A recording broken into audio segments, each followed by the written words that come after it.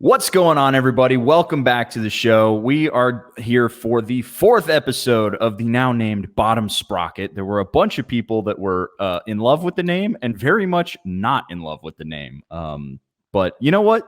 That gives you more just room to grow and enjoy it as time goes on. Because unfortunately, it's too late. Once you name something on the internet, it's just stuck. So for today, we're talking dealership horror stories. Everybody has one, at least. Basically, you collect them like Pokemon cards at this point. Whether it's the service department, whether it's sales guys, whatever it is, I've seen some crazy stuff. And I'm sure we have plenty of great stories coming from the Discord. And then today, we have the meme contest back in full force. With a cardo up for grabs, we're doing Top Gear Bottom Sprocket memes. I was told not to look at any of them. I managed to, because we have a lot of video submissions this week, I managed to avoid a lot of spoilers. I know a lot of them are like based on the intro, but I'm super pumped to check them all out. I'm very excited. We're going to be seeing some great memes, and it looks like Josh is finally back. Dun, dun, dun, dun, dun, dun, dun, dun. Is he there? Nope. All right, we're just going to power through. But without further ado, let's dive on in and have a good time today. We're just going to make fun of some dealerships. It should be a lot of fun. Let's do it. Dealership horror stories. Again, like I said, they're everybody's got at least one. And I guess my dealership horror stories less to do with the actual dealership itself and more to do with just the life that you live when you subject yourself to Eurobike. It's no fun to realize that you're going to be spending a whole bunch of cash and waiting on parts. But for those of you who don't know, this story has to do with my KTM, the SMCR, having been attempted stolen 3 separate times. In the 2 years that I owned it, I only actually had it in my possession for 12 months. You became an insurance expert, an insurance claim expert just by ownership. Yeah. So I took it to the KTM dealership here in Austin, and this saga spans probably at least a solid 13 months. So I took it to the KTM dealership here, and they were like, okay, your ignition barrel, because the first time somebody tried to steal it, what they did is they jammed a screwdriver in the ignition. Classic. They tried to jimmy it, and they ripped off a panel. That's usually how it goes with this sort of stuff. But then they were like, okay, great. This is 2020, I believe, early to late 2020. And they're like, no parts are available. You're not going to get another ignition cylinder for at least another month. And so I keep calling them every 2 weeks. Basically, I'm just like, I have a repeat notification on my phone. Call TJ's, check part. And they're like, nope, not available, not available, not available. And I'm like, okay, this sucks, but I can wait. As soon as it comes off back order, just get me in the list and everything will be fine. Sure enough, a couple months later, just after Christmas, somebody tried to steal the bike again. And this time they actually cracked the frame. And normally when you have frame damage, that's just the death of the motorcycle. It's just a write-off. Anytime you have aluminum twin spar frames, like on a sport bike or a naked bike, it's just dead. And that's fine, because the amount of labor that it takes to repair the bike or the cost of the frame itself, it's just not going to reach the value of the bike. So you just total it out. Unfortunately, this is not the case. So on a KTM SMCR, the frame costs $2,500. So they were like, nah, it's $2,500 and it's 10 hours worth of labor at $150 an hour. So it was like $4,000 in repairs. 10 hours of labor. Yeah. It's really not that hard to move the engine over. 10 hours of labor. Yeah. There's nothing on that bike. Yeah. And so they were like, nope, it's repairable. We're going to get you a new frame. And I was like, because I knew that this was immediately at the height of COVID. I was never going to see one of those frames ever. So, sure enough, I am just sitting there waiting and waiting and waiting and waiting. And spring rolls around and I'm like, do we have a frame? No. And eventually it got to the point where I was like, just give me my motorcycle back. I know it works and the frame is damaged, but it's not significantly damaged to the point where it's unrideable. Literally the day after I bailed the bike out from TJ's, I get a call that my frame is ready and they have to have my bike back. Because to send the frame to Austria to get the new one, basically the way it works is they had to cut the headstock off because that's where the VIN is. And you can only have one active VIN on a frame out in the wild. Because otherwise you could theoretically have two motorcycles with the same VIN, and that's not kosher. So they had to cut the headstock off, send that to Austria, send it back to the States with the new frame, and then it took them like 2 weeks to put it all together. But unfortunately, a tech is only one person, one set of eyes. So I noticed there was some stuff that wasn't done right. First thing I do is I get on the bike to test it in the parking lot, push the rear brake, and the rear brake cylinder wasn't mounted properly. So I was like, nope, you got to fix this. And then I got home and I noticed that my exhaust bracket was loose. And I was like, you have to fix this. And I had to keep going back and forth. And again, I'm not disparaging the dealership or the tech here. This was a full motorcycle build that this dude had to do. And so, of course, it stands to reason that you're going to end up with a couple of spare parts left over.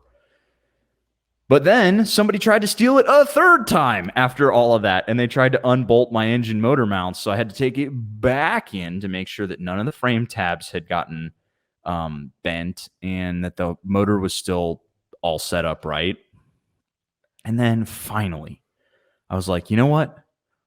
F this motorcycle. And I sold it and got a Ducati. It sounds like you live on the south side of Chicago, but you live in Mueller, which is like a beautiful, nice little, I don't know, the town that popped up within the last 2 years. Mm-hmm. And yet, do you think it's the same person, like just f***ing you over? I honestly think so. I think what happens is you get like these bike thieves that run in like cycles. And they were just like, okay, they hit this one building, then they hit this other building, then they hit this other building, and they basically rotate buildings. And they just knew that this was like a dirt bike. They should be easier to steal. Unfortunately, it wasn't.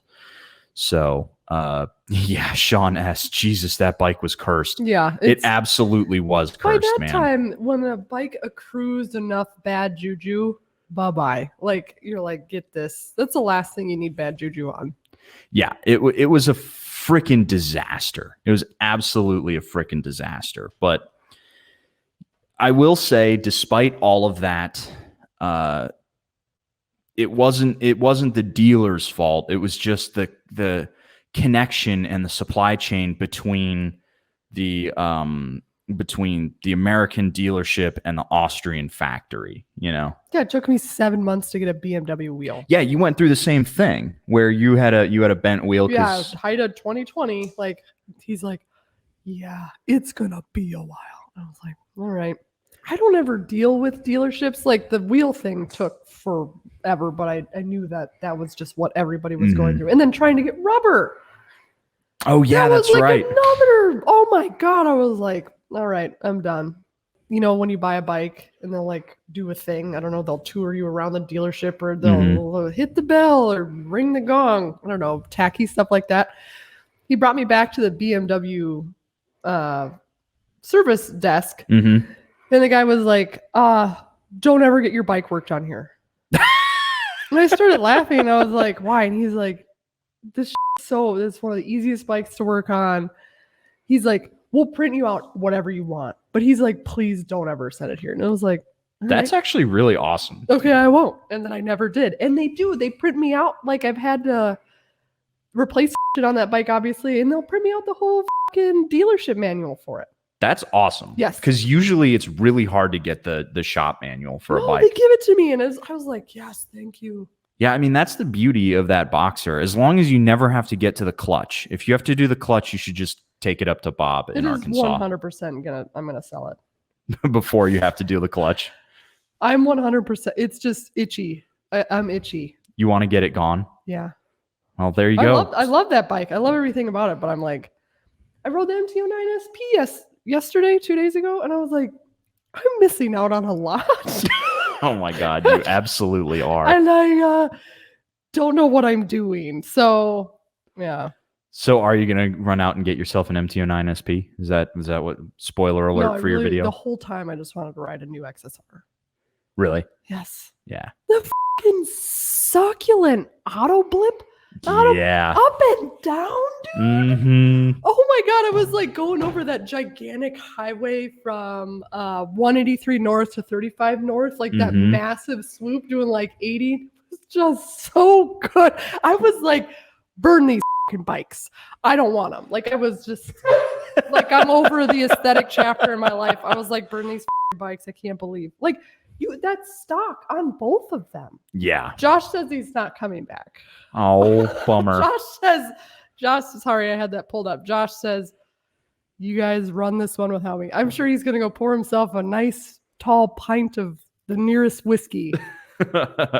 Whatever he's got up there, Mountain Dew, literal Mountain Dew. A note to editing, Josh, we're sorry you can't join us. I'm sure that was very frustrating. Yeah.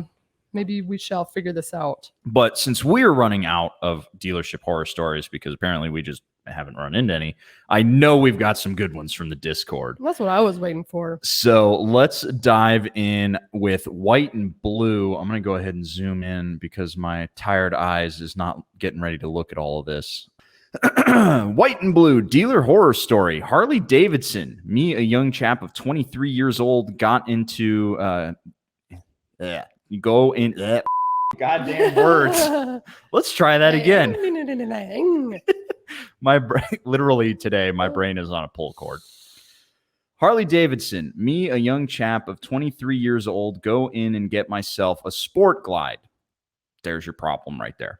After checking in with the sales rep, I got told that it would be there shortly. Queue for an hour wait time. My dad comes in at the 55 years of age. The sales rep I told was interested in the Sport Glide came over half a minute after seeing my dad next to me at the Sport Glide, greeted my father and asked if he was interested in the bike. He told him he wasn't and that I was the one that was interested. He smiled and went away and asked if it would be my first Harley. I answered yes. And then when he told me I should just go get a used Sportster instead. Ooh. I told him that I was interested in a Sportster, and his response was, well, then he can't do anything for me, and then I should go get a Sportster. That's brutal, dude. Really? Think of how excited you are. You're like getting married. You're like, oh, yeah, I'm going to the dealership. I'm getting my bike.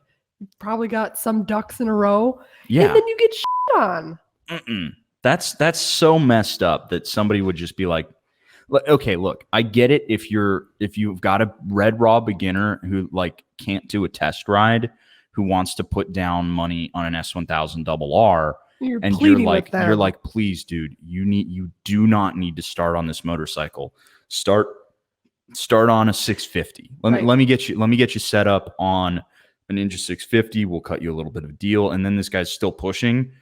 Then I totally get walking away from the deal. It's kind of like, well, because then that person's life is, you're like, come on, I don't want this blood on my hands. It's like if you're a realtor, you basically work by word of mouth. And if somebody, like, especially with a dealership, if somebody's like, well, they sold this kid an S1000 RR and he wrapped himself around a telephone pole, that's bad. With a Sportster or with any Harley, pretty much any Harley, aside from the new ones, that doesn't matter.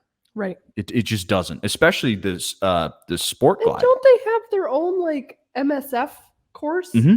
Yeah, throw them in there. Exactly. Get them all set up. No, there's no reason for some sales guy to walk away from you. Especially again, I don't mean to harp on the Sport Glide, but I think it's the 103 or it's the 107. It's the smallest of the Milwaukee 8s. It's not that scary of a bike. Anybody could ride one. frankly. They're just a little heavy. But maybe he was just being some kind of like elitist, being like a beginner can't start on a soft tail frame Harley. That's messed up, man. T Fits here with another story here. This seems like a common thing. 2 unrelated dealerships tried to pull this on me and my wife. The $1,300 lifetime battery replacement warranty thing. If anyone is ever going to use $1,300 worth of batteries on a single vehicle, they added it up sneakily both times. Once at a national chain dealership, rhymes with ride now, and the other at a local spot. So there are a couple of things that a dealership can throw in that are good. Like what, though? Gap. Oh, well, okay. Gap is like without a doubt the thing that you have to get. If you don't get that, you're a dum-dum. Yeah. So for those of you who don't know, Gap is guaranteed asset protection. What that means is if you let's say you finance a motorcycle that's $15,000, your note ends up being like 17 grand after fees. And the bike depreciates in value and is no longer worth $15,000. Let's say it's worth 10 grand. And you total it out, the insurance is going to pay you for 10 grand, right? Less your deductible. Gap will then make up the rest of that. That's super valuable because it means you don't end up paying on a note that you basically don't have the bike for anymore. Now, I've declined Gap on a couple of different bikes now because I was out from under the bike when I financed it. So, right, which is way different if you do that. But if you're like me, no money down, nothing here. Oh, I want to take out a loan for 13 grand. Psh, give me the Gap coverage. And it's like $300. Yeah. So that's a fee that you want to see. Wheel and tire can add up, especially if you like live near a construction zone. You'd be surprised how many times I've picked up nails. And it'll be $50 for a new tire. And you can be a little bit sneaky with this. But let's say, so I just replaced the Angel GT on my Hyperstrada. If I had wheel and tire and I wanted a $50 tire, all I would need to do is just put a nail in it and then go right around the block. And that would scuff up the nail that's in there. And I would get a almost free tire. So if you want to be duplicitous about it, you can get a couple of free tires out of it. So I'm a little bit more okay with wheel and tire. If you've got extra time on your hands, sure. It's not even that much extra time. You literally just hammer a nail in there and ride around the block to make sure that the nail's scuffed up and pushed into the tire normally. Battery protection, bullshit. That one's just bullshit. And it is really expensive. That must be new. I've never been offered lifetime battery replacement. When I bought the KLR, I was offered lifetime battery, and they were like, yeah, you have these 12-volt sockets and stuff on your bike, so it's possible that you'll wear the battery down. And I'm like, no, they're all tied to the ignition. It's going to turn off when the bike turns off. And then they're like, okay, we'll take it off. So if you exercise a little bit of knowledge about it, they'll just take it off. But it is really shady that they just threw it on there for you. I hate when dealerships come up with the like extra warranties and stuff. Like I got called a bunch of times for my KLR. They were like, hey, your factory warranty is about to be up on it. Well, it's actually, I got it for it's up because I did 5,000 miles. Your warranty's up. Do you want to get our warranty? And I'm like, what's it cover? Well, everything but normal wear and tear. What's normal wear and tear? I don't know. They could not define what normal wear and tear is. Like, if I have a clutch problem, is that normal wear and tear? Even if it's accelerated, like let's say my clutch goes out at 6,000 miles. Dude, sitting at the Ford dealership with all the Bronco warranties, I'm like, this is hilarious. You're like, no, I don't need anything. Especially since you have the real Bronco, not the Bronco 2, because that one's made in the States. Whereas the Bronco 2 is just an Escape. Are you talking about the Sport? Yeah. Yeah. So that like the one that you have doesn't really need a lot of warranties. Let's see if Full Metal Corgi has one here. No, he's just got a bunch of memes. So he's got 800 meme entries. He's only got one. He has one that was basically like, if you have too many video entries. You can use this photo. Oh, And I'm okay. like, nah, dude. He was giving you options. We're going to do exactly what you want. Diabetes man buying the ZX6R pre-COVID. Found one 5 minutes away. Again, this is Ride Now. So this is when Woods Fun Center here in Austin, before they were bought by the national chain. Found one 5 minutes away from me and one that looked like it was 45 minutes away. Called the two dealerships and asked for their out-the-door prices. The farther one was 30% under the closer one. I go to the closer one and say something along the lines of, hey, this dealership is beating your price by 30%. Any wiggle room? And they reply that the other dealership is lying to me and that there's no way they're selling a new 2020 model for your bike for that cheap. They were, in fact, selling a brand new bike for that cheap. It's not a red flag at all when the dealership tells you that another dealership is lying to you. Oh, absolutely. You're like, oh, huh. It's fascinating that you would just say that immediately. Because I think I know exactly where he bought this one. I don't think it exists anymore. It was like a small one out in the hills here. I think it was out 290. Yeah.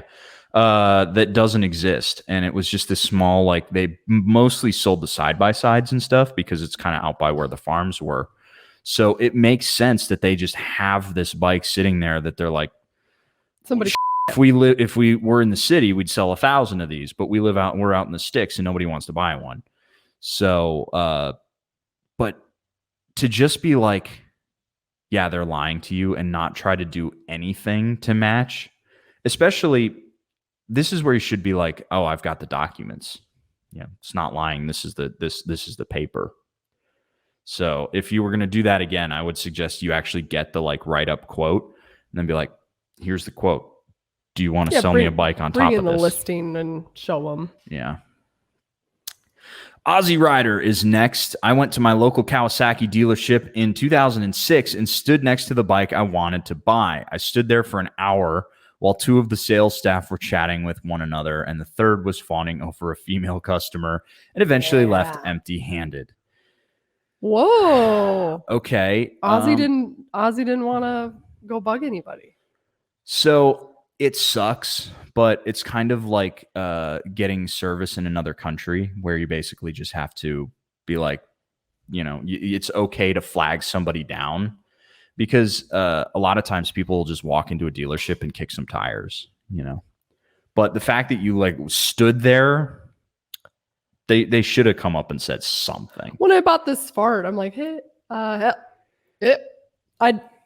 just want here, nobody was, they're all pretty busy running around.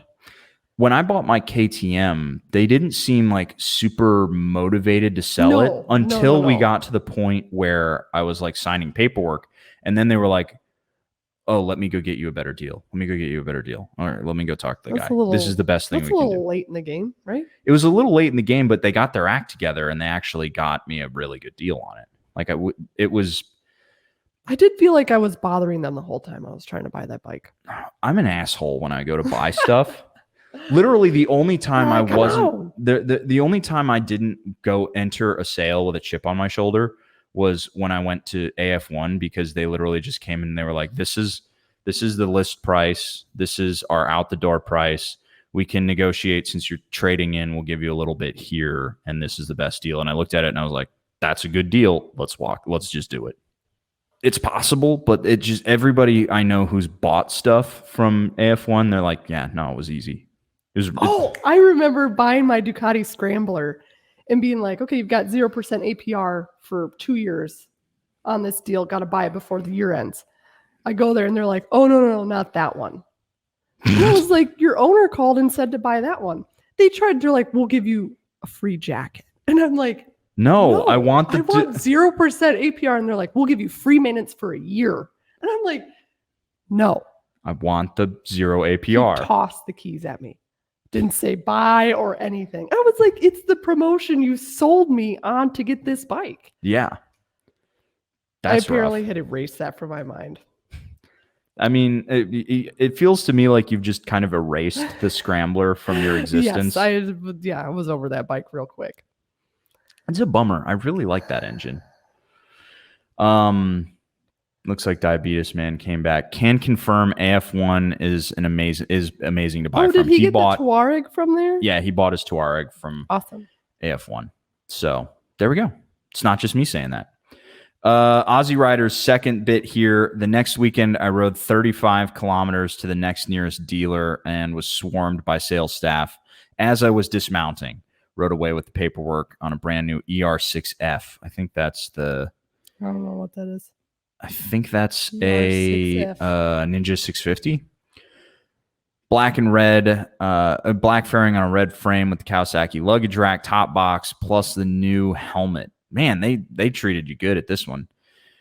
They even delivered the bike to my home for free. Now have grown to be the Kawasaki Honda Triumph BMW dealer, while my local dealer closed down years ago. Why have I never heard the Ninja referred to as the ER6F?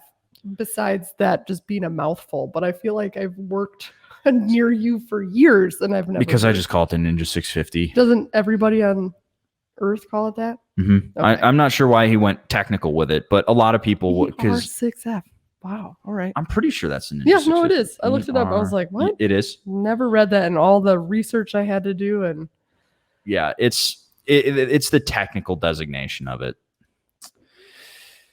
All right, Dasco here with a horror story. Before starting my business, I worked as the service manager of one of the 20 largest Honda Power Sports dealerships in Canada.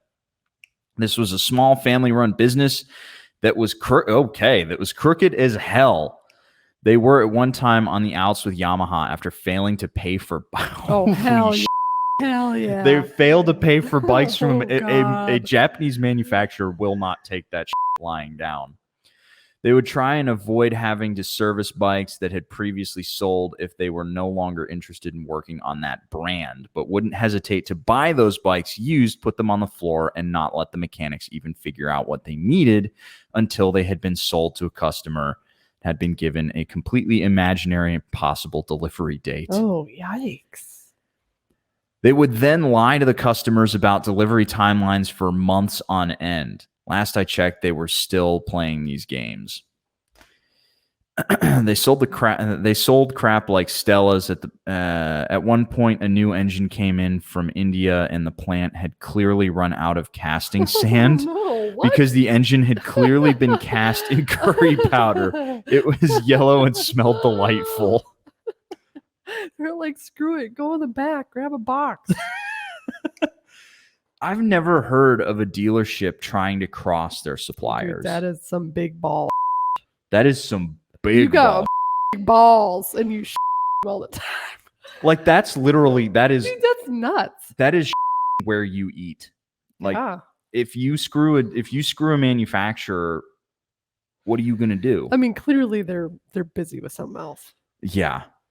I will say there's a surprising amount of faults that you can find on used bikes, because oftentimes on intake, some dealerships won't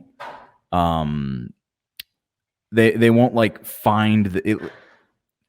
To give you an example of what I'm trying to say here, because my brain is freaking applesauce right now.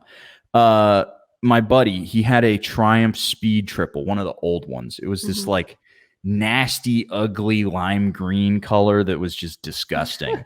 He sold it and he got his CBR 1000 RR, which was then promptly stolen. But so he sold this Triumph. In second or third gear, it would drop out of gear if you like hit a certain RPM, and like basically the transmission was failing on this bike. But on intake, they can't test all of that stuff, you know? So they can't be like, okay, we're going to run it on the dyno. We're going to run it at every single speed and RPM, and we're going to make sure that this thing is absolutely cherry.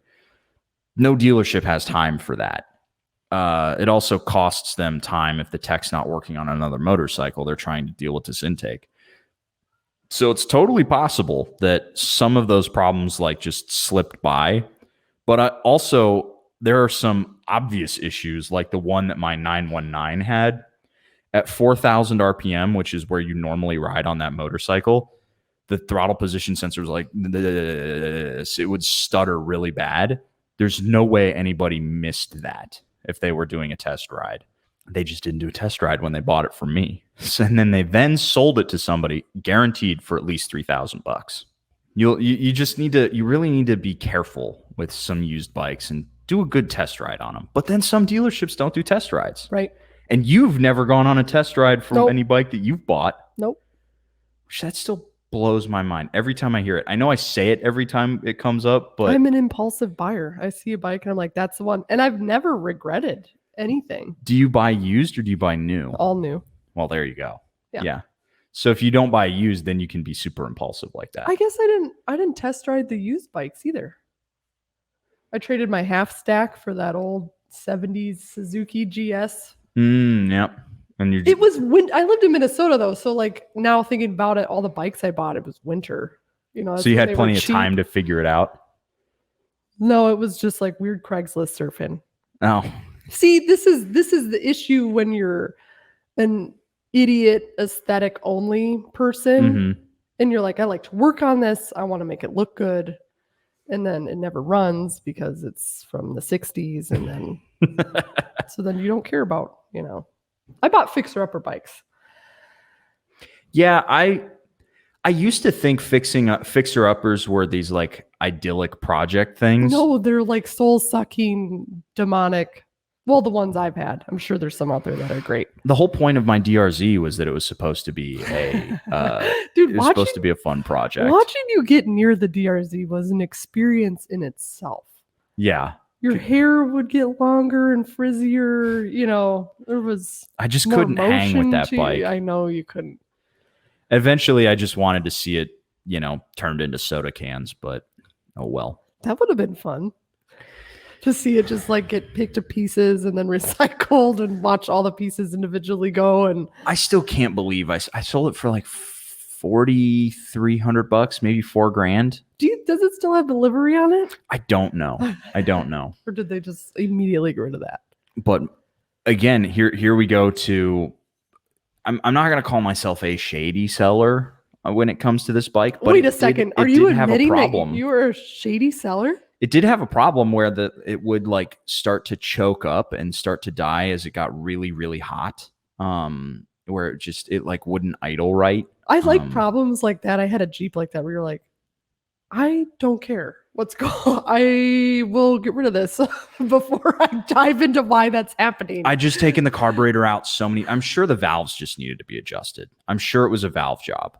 It was an old motor, and I never took the top end off. Didn't want to do it. I didn't want to do it. So I sold it. And the guy, he was gone for about 20 minutes on a cold day. It fired right up for him because the Electron carb was really good at that. And certainly during his test ride, it would not have encountered this issue. It only really happened in the summer when it's hot as balls out. So I hope I hope he's still enjoying it. Probably if you service the valves, that problem will go away. Our last horror story for the day is from 2022 SMCR rider, who I see in the comments every now and again because anytime I see an SMCR in a profile picture, I stop and look. Buying my first ever brand new bike. Never bought a new car or motorcycle. Last year, bought the 2022 KTM 690 SMCR. Thought it would be a good day. Well, I was wrong. Oh, no. Went there to buy the bike outright with cash. Man, if you have cash, it should just be an easy job. Tried to get a little off the price. Nope. Tried to get the first service covered with the price. Nope. How about a helmet? Nope. RAM mount? Nope. Man, that sucks. Anyway, I buy the bike since it was the only one in 100 miles of me, and I obviously wanted it pretty bad. After a bit, I noticed that the speedo was off by a bunch. Like it says I'm going 90 when I'm actually going 70. Ooh.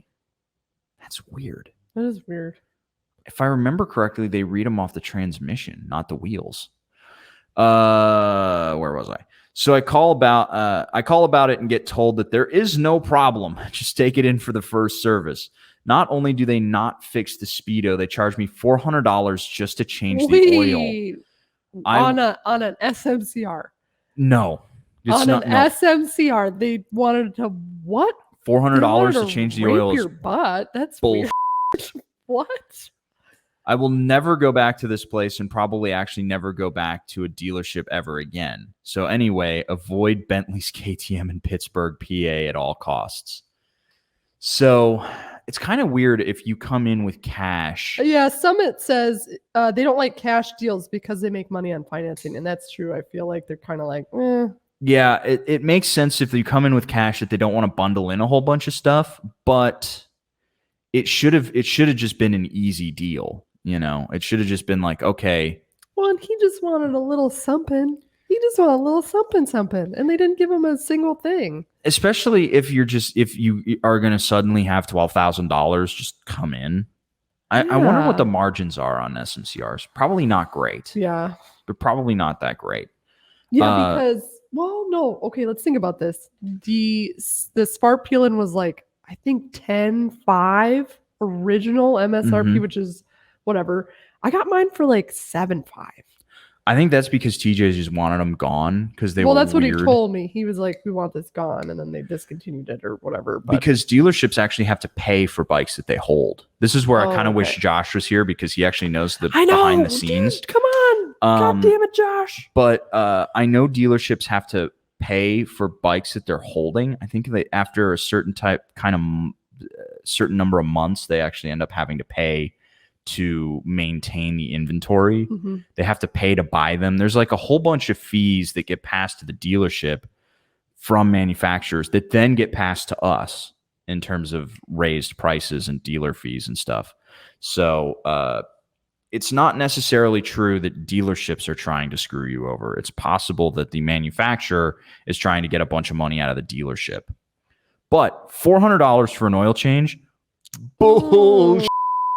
Dude, that takes you like 20 minutes. So on the SMCR, there's 2 hidden oil screens. It takes me, if I'm going slow, it'll take me about 45 minutes to do an oil change. Most shops are about $150 an hour. So you're looking at like $100 to $110. And then you're looking at probably, in terms of parts, $15. Oh, I've never maybe paid $20. $400 for anything. Yeah. Come to think of it, it's like having valves adjusted. Oh, $100. Like it's never. So I will say this about first services. I normally don't do the first service myself. I normally take it to a dealership because I like to have a tech look at it. Just because for certain dealerships that they'll just realize that warranty work costs them money. And so if they have, like, let's say, for example, the KLR comes in and Kawasaki from the factory doesn't torque the head bolts down hard enough. And after 6,000 miles, you blow the head gasket if you don't torque it down right. Every service manual ever is going to say check fasteners for torque in that first service. But most people are just going to be like, okay, is my swing arm bolt tight enough? But they're not going to look at like torquing the head bolts. But a dealership may have learned that over time, if you don't torque the head bolts in, you'll blow the head gasket, and then the dealership has to pay for the warranty work. Then the dealership is going to be like, no, you need to check this on 2022 KLR 650s. You know, that's the kind of benefit you get from a dealership looking at it. At least that's in my opinion. I'm actually working on a video about some of this, like buying a bike from a dealership and stuff. Oh yeah. Which is part of the reason why I wanted to go over this, because I need some ideas for that script. But cha-ching. With all of our horror stories exhausted, we now get to go into the fun part of today. Finally. The meme contest. We have some great memes this week for... I'm so excited. We have a bunch of great memes this week, and it's time to dive in. And if you are just listening in, we're going to go ahead and cut it here. Really? You don't want to describe the sweet happenings? What if somebody's at work and if somebody's at work, you should just open it in your YouTube and go check it out on YouTube. Right. It's on the channel. You can find it. I want to see some. I want to see some drums in the live chat. Are we ready for memes or what? Yeah, let's do it. Should we like FaceTime Josh or something? I don't know. It's too late. It's a little late in the game now. Like it's 2023. We should be able to pull him in. Josh. Oh well. Okay. So for the meme contest this week, let me open a notepad so we can track people's scores and stuff.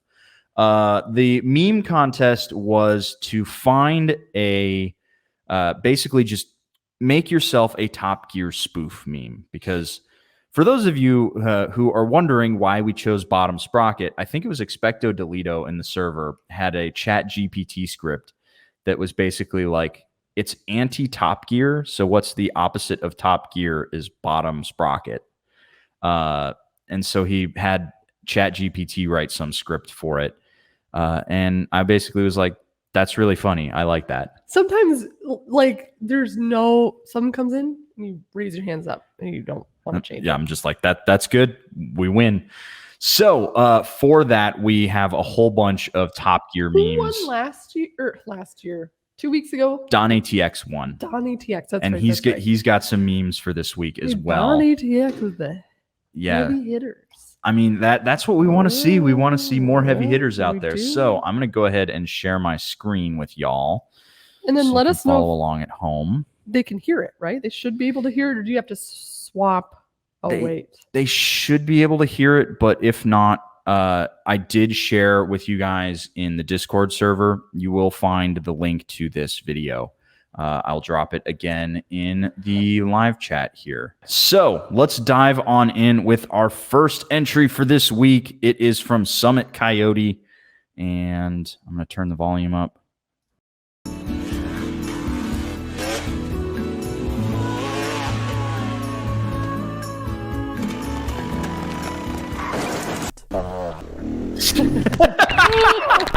Yep, that seems about right.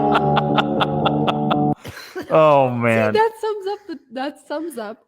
That's Bottom Sprocket. That's bottom. Welcome, guys. That's literally perfect. That's what we want. That's Bottom Sprocket in a nutshell, right there. It's just me freaking biffing it hardcore on a bike that I had literally no business being on.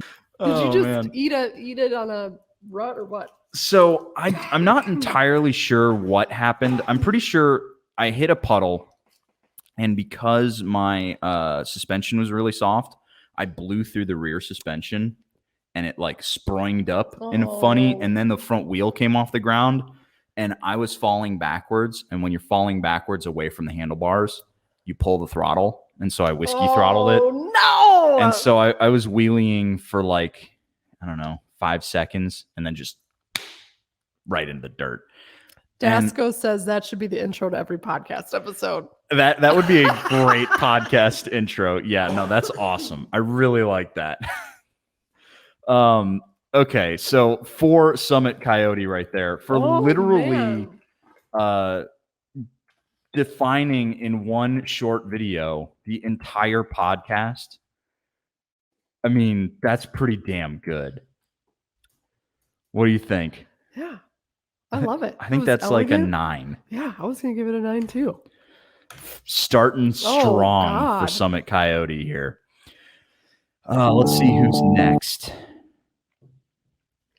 This is Magic Toaster with his entry.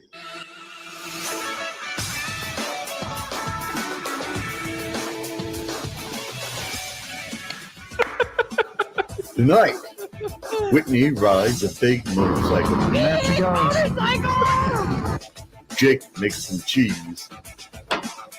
And Josh commits tax fraud. It's very nice.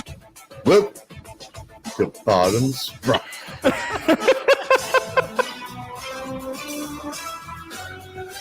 Okay, I gotta turn it up because there was a lot of I couldn't. What do you think for Magic Toaster here? He went through and did his own VO. He found a bunch of clips from different videos. It's like a 9.5. Whoa! I mean, that was really good. What do you think? It was really good. That was like another like, oh, that's a hilarious intro. Yes. That's like another usable podcast intro. Yeah. Dude, you've never said 9.5 before. That was really That was good. Really good. 9.5. That was really funny. It's going to be so hard to pick one. I know we're going to just be like, the We're gonna have videos to, are going to be dig so out- top tier. We're gonna have to dig out Cardos. Mm-hmm. Dig out old Cardos. God, this such a strong start here. So next up we have Adamide.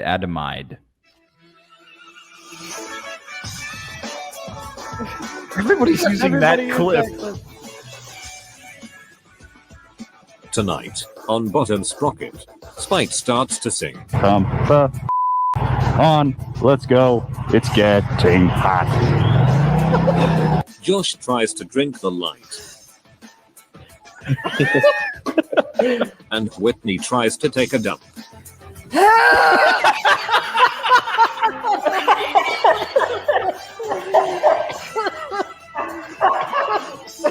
Oh my god! What are we supposed to do? Oh my god. That was great. What are we supposed to do?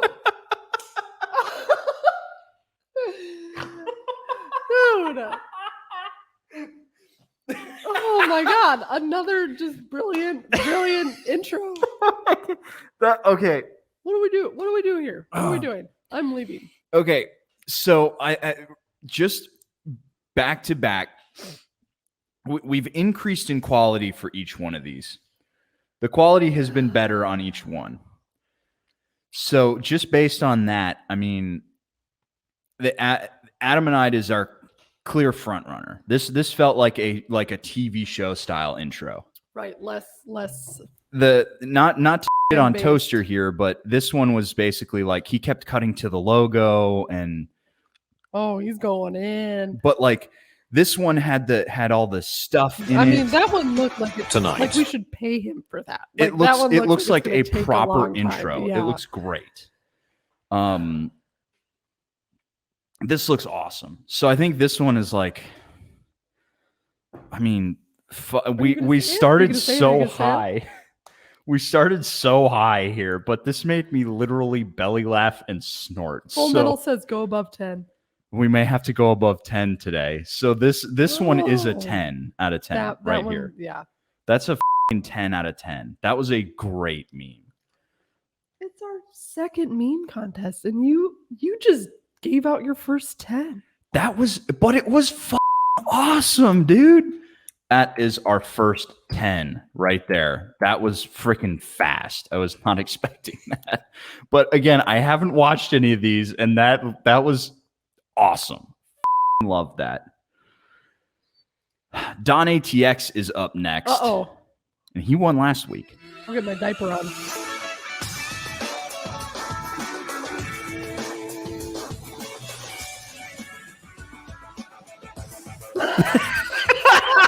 Tonight, I forget to turn my damn blinker off. Whitney talks about boners, Yes. and Josh can't connect to the stream. So let's take a look at this week's memes. Do we really have to look at them? Well, they are part of the podcast, Whitney. Oh, Wow. Man alive, look at all these dumb entries this week. Really Full Metal Corgi. 8 entries this week. Yeah, these are all dumb. What is this one? What the hell am I looking at? When does this happen in the podcast? You are looking at now. What happened to then? We just passed it. When? Just now. Well, go back to then. When? Now. Now? Now. I can't. Why? We missed it. When? Just now. When will then be now? Soon.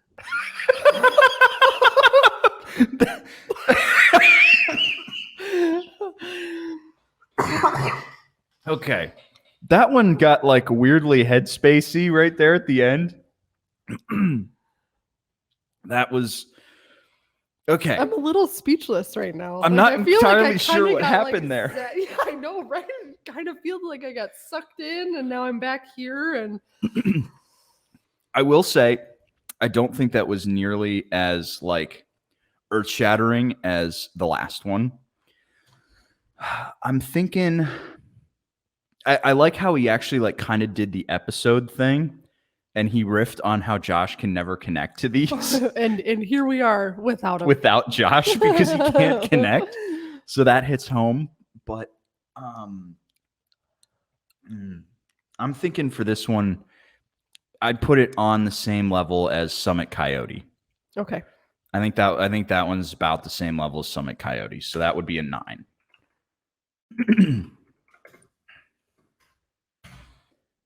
Whew. Still reeling from that other one. That was great.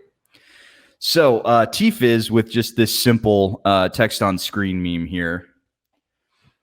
You look like you're about to fondle a Pan Am for sure. Yup. Josh makes a phone call. It should be like Josh can't make a phone call. Oh, zing-a-lingus. Unfortunately, this one doesn't go nearly as hard in the paint as the other ones do. But you know. So I think solid effort as I hit puberty right now. I think this one's like a 6 or 7. What do you think? Yeah. 6? 6.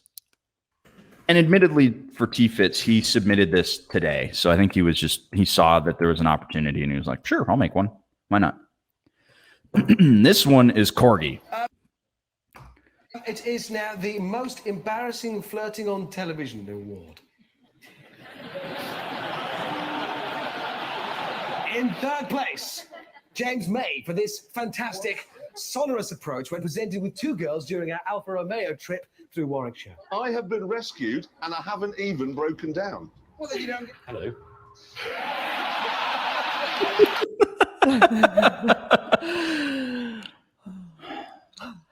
That one didn't elicit the like Corgi laughs from me. Usually Wait, that was Corgi? That was Corgi. Okay, hence the NC. I'm always like, oh God, the NC 700. Here we go. Yeah, no, that was Corgi. Wait, play it again.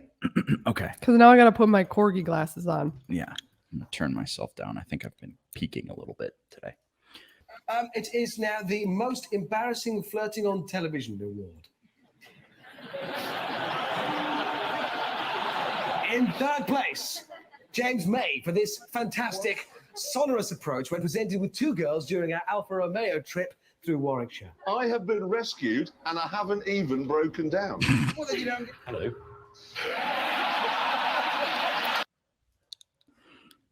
So basically making fun of Harley reliability there. Right. I'm not feeling it today, Corgi. I love the there's clearly like a big there's a lag there. Yeah. That's not it, like it's funny, but it's not getting me it's not making me laugh real hard. So unfortunately, Corgi, oh no, you're gonna have to step it up, my brother. What do you think? Fortunately, here? I don't think he needs a cardo. I can remember. Pretty sure correctly. This dude's won several a whole bunch of money from meme contests of yore. Made a video, but it wasn't his video. He just sort of put text on screen on top of a video. What do you think? I was gonna say 7 to be generous. 6.5 then. Okay, 6.5. Full Metal says to 0 it. All right. I unfortunately, Full Metal Corgi, for reasons you probably understand, I cannot show your initial entry. Wait, why? Because it's got. Is it naughty? It's not naughty. It's just something I don't really want to. Yeah. Oh, okay. I'll show it to you later. Ooh. Hits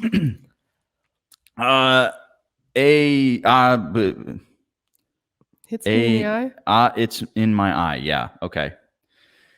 Crudely photoshopped Pan Am with a Grom on the other one. Is he saying that the Pan Am is a Grom? Because if he is, then that's a 0. Wait. Dude, this is one of those where I like to put 2 monocles on and like. So. This is brilliant. And then it's a Pan Am. Uh-huh. But I like this. And it's a Grom. And it's a Grom. I feel like he's talking smack about the Pan Am. What is he doing? I'm not sure. Which usually means a 0. All right, If we tell can't us. figure it out, then it doesn't mean anything for us, and then we can't score it. All right, guys, in the YouTube, what does this mean? It's in 8 my hits in my eye. in my eye. It's I think a 0. Full Metal said it's in the pod channel. If it's okay, that means it's an inside joke that I missed. You gotta. If it's from a channel or people are like, check the channel, it's like, well, then screen cap what happened and show Yeah, it to me. I don't, Yeah, I can't scroll back in and try to find it. Y'all talk too much. Y'all talk too much. No, keep talking at the rate that you're talking. I love you guys. But it does make it hard to understand things that I miss in the Discord server. So Wait, no, maybe it wasn't. I'm jumping in. Okay. He says the Pan Am is amazing, but he likes the simple ground better. Yeah, no, I don't. You get a 1. Yeah. Okay. Dasco is up next. This one is basically. So I did read through this one. This basically is like what happens when me, and Josh are trying to figure out what we're gonna do. I was like trying to read from right to left for me because I look at group texts every day, Mhm. but it's all flipped, and I'm not an Android user, and you have an Android. And I was like, wait, okay, is this mine? This is an iPhone. Right, but so this is supposed to be you texting me and Josh. Josh, yeah. right? So this is me. The blue is me. Right, but you don't have an iPhone. Like, I'm bringing my real brain to this, and I'm like, wait, I'm green? But Jake is an Android user. Like, it was very hard for me to read through this. Okay. But so let's just read through it the way that I understand it. Okay, please. It's me. You guys remember the Top Gear where they drop Hammond from a helicopter on top of a mountain in Canada, then go save him, and then you vaguely yes, then Josh yup. Let's do a budget motorcycle version. Drop me on top of a mountain out of here, and then you on ADVs come save me. Whitney, this sounds like a great time with some mind-enhancing substances. Okay.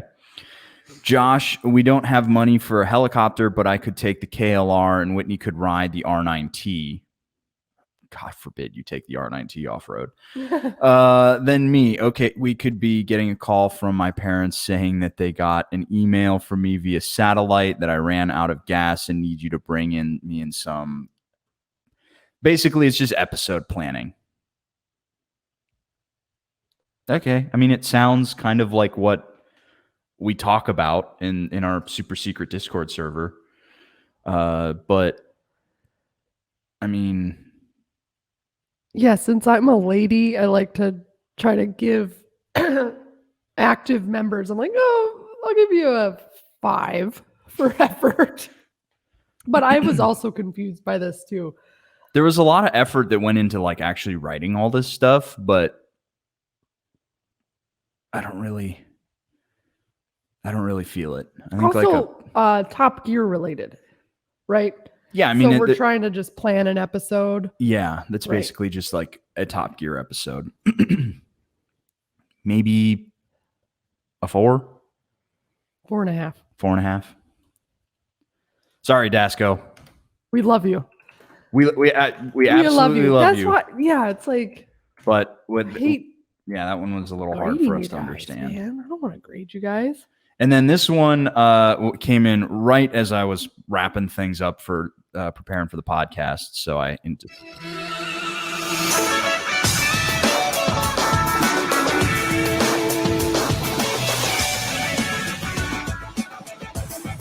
Tonight on Bottom Sprocket, I dropped my Pan America.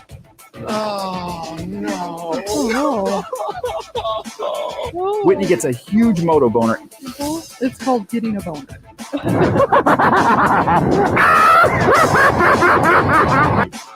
Josh finally gets a light for his garage. Darker and darker and darker.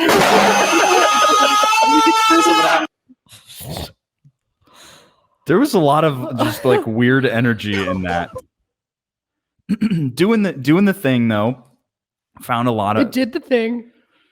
But I don't know. I just that one from Adamanide, that one just like absolutely slapped so hard that it was just like that one was like an 11. It's an 11. You can't deny an 11. What would you give this one though? I mean, he went and found the clips. He did the intro, and he got the voice. I really appreciate redoing the intro. I'm like, oh god, you sat there and screen capped all of that. So, but they aren't our clips; they're just clips from the internet. Right. I was judging the other ones more because I was like, oh wow, that's a lot of effort. This one, I think this one's like an 8. Yeah. So this is from TT Revs, and that's an 8, which means that we do technically have one runoff between Summit Coyote and Don ATX, and I want to resolve that before we officially end today. So this is the Summit Coyote meme.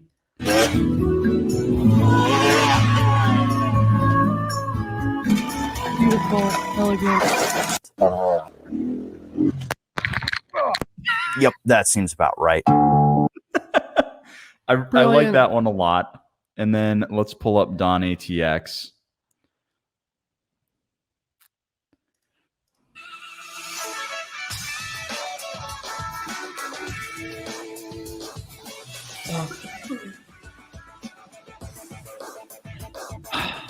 Tonight, I forget to turn my damn blinker off. Whitney talks about boners. And Josh can't connect to the stream.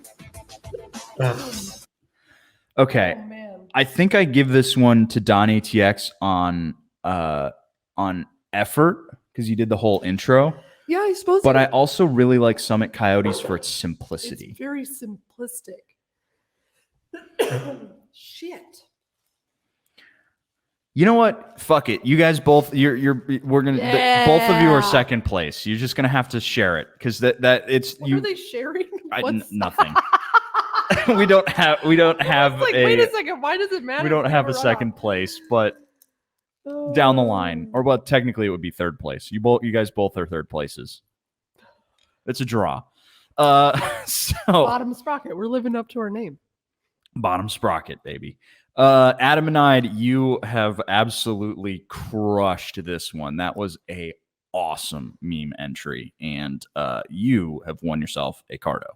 And I'm going to get with you, and I'm going to get with our guys at Cardo, and we are going to get that shipped out to you because holy shit, was that really, really fucking funny. That was amazing. And with that, guys, that is going to wrap up this episode of Bottom Sprocket with all of those lovely, lovely entries. And we'll catch you guys in the next one. I don't know if we're going to be doing a full-on giveaway in the next one. Kind of depends on how timelines run with GP and all that stuff. But we will probably have another meme contest, maybe just another kind of silly, fun one. And then we'll have another one hard in the paint for April. Didn't we pick a second? No, maybe we didn't. A second meme thing? We haven't, but we can go find one if we want, real quick. We'll find one. We'll find one offline. We've been on for an hour 10. Let's wrap this thing up. Yeah, Whitney's I'm coughing dying. her brains out. I'm actively dying. So we're gonna call it a day, and we'll catch you guys in the next podcast or wherever we see you. Goodbye. If you're watching here, you understand our chaos, our mind chaos. It's right here. It's all right here. I'm huffing it right now. See you later, guys. We are turning the stream off, and